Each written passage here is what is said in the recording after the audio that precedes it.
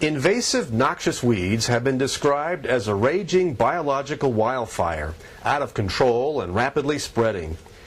These weeds can increase the number and severity of wildfires and impact agriculture, wildlife, recreation, and air quality throughout the state. Millions of acres have already been invaded or are at risk, including rangelands, forests, wilderness areas, national parks, recreation sites, and wildlife management areas. In an effort to combat this invasion, the Utah Department of Agriculture and Food is fighting a war against several targeted invasive species, such as square rose knapweed, medusa head, rush skeleton weed, and Phragmites. In early 2012, the Utah legislature appropriated $1 million to the Invasive Species Mitigation Fund to effectively begin the war on invasive weeds. Today we're pleased to announce that we're going to increase our efforts on controlling invasives as we've never done in the past. Basically now we have $2 million in the invasive species control program. Currently we're finalizing the projects of $1.3 million. We have another $500,000 that we're working on related to cheatgrass specifically and catastrophic fire reduction. And in doing so, we hope to be able to reduce the fires in the state of Utah, increase the productivity, reduce the cost of fighting those catastrophic fires. Of course, we had a big devastating fire here in the county last year. I think a lot of that was cheatgrass. So we know that those weeds can sometimes create a problem like that for us as well, where we become a tinderbox. So, as you can see behind me, the white top, it's very, very aggressive. It spreads like crazy, spreads from the seed's head, spread from the roots, and it just kind of takes over areas. So it's really, really important that you try to take care of the weed problem beforehand, before we come in and do all this rehab work. The challenge for the county right now in that burn area is how do we address the weeds without damaging the just newly forming, budding grasses that are coming up. Well, reseeding is pretty important because it's a chance for us to get a blank canvas and put things in the habitat and the environment that we want to help Mother Nature get a leg up on coming back after a fire. I'm really happy the way this looks this year. As long as we keep getting some more moisture, it's going to turn out really good, and in 5 years this place will look fantastic. 2 years into the Invasive Species Mitigation Fund program, several large-scale projects are starting to show promising results. One of those projects is along the shoreline of Utah Lake in Utah County.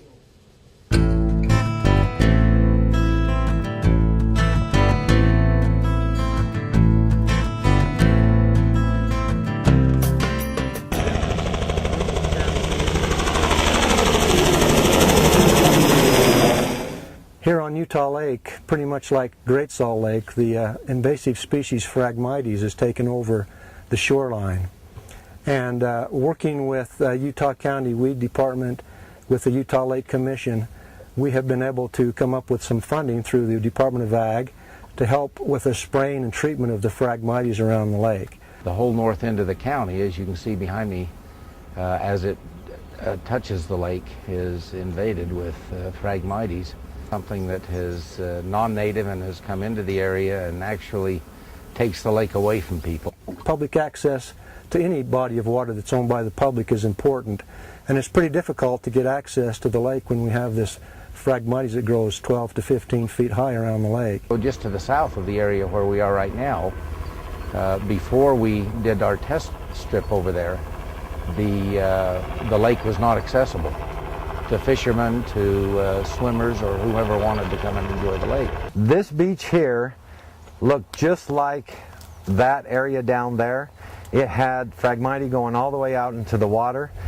This project was our pilot project that we did, and we're on our 3rd year. So as you look at this beach, this is what we're going to have that area will look like probably in a year and a half.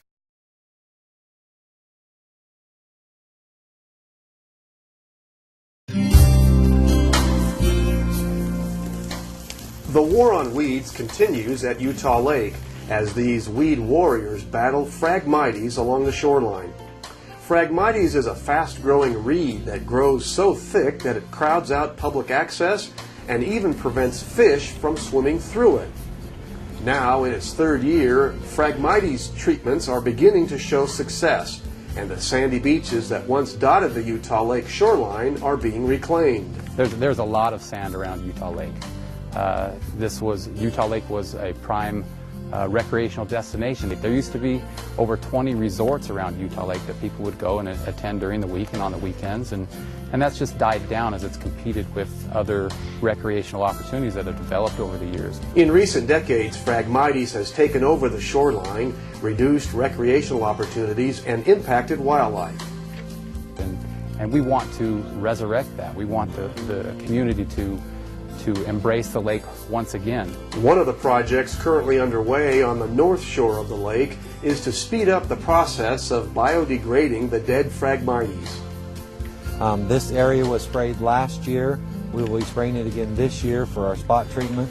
But all of this that is dead, that is here, we're actually using the Marsh Masters, the county equipment, and also Division of Natural Resources equipment to smash it down. There's various different ways that we can get rid of the biomass that's here. One of the ways is to smash it and let nature actually biodegrade it into the soil. If we want the native vegetation to be able to thrive back here, the hardstem, the cattails, the alkaline bulrush, we need to be able to have this biodegrade or get it removed to get back into the native environment that was here. Plus it opens up the shoreline for the beaches and for recreational access into the area. If we have a high water year and it's very cold, we'll get ice flows, and ice flows are great because it breaks all of this really quickly up. This year's work is part of a 10-year plan for taking back the shoreline. The efforts of all those involved are starting to be noticed. Well, our crews are made up of very dedicated individuals as well. They work long hours here. We are making a big difference, and one of the rewards that we are feeling, the people that drive by roll down their window and say thank you to the state, thank you to the Department of Agriculture, thank you to the county, and thank you to us, and it is making a difference. While the Phragmites and other ongoing projects are showing promising results, such landscape-scale projects may not have been necessary if those invasive weeds had been mapped and aggressively controlled when they were first identified. Phragmites was introduced, we believe, somewhere around 20 years ago. We don't really know how, we just know it came, and it wasn't recognized as a threat at the time, so nothing was done. Once weeds spread widely across jurisdictional boundaries, control efforts require large cooperative working groups to combat weeds on a watershed scale. It also costs a lot of money and takes a lot of time to control weeds once they take over large areas.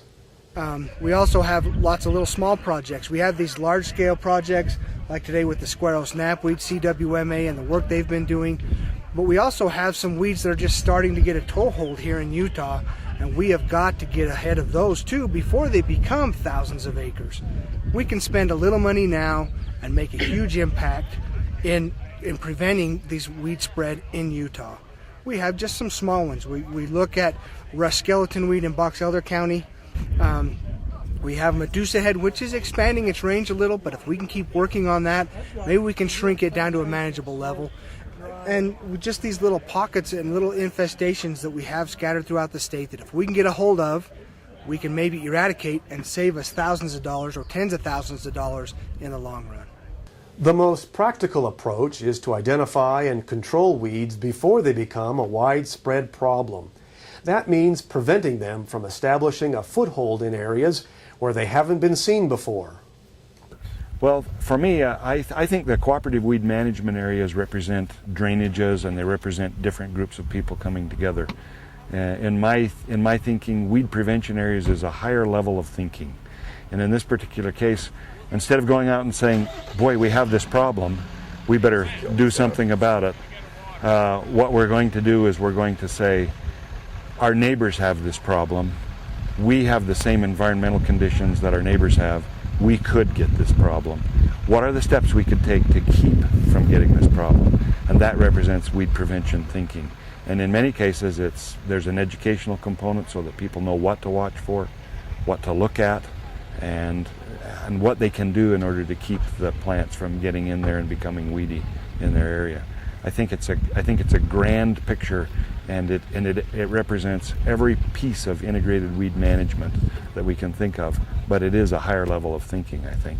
So, while there is a lot more work to do and many more weeds to tackle, state weed managers are confident they can continue to make progress in Utah's war on invasive weeds.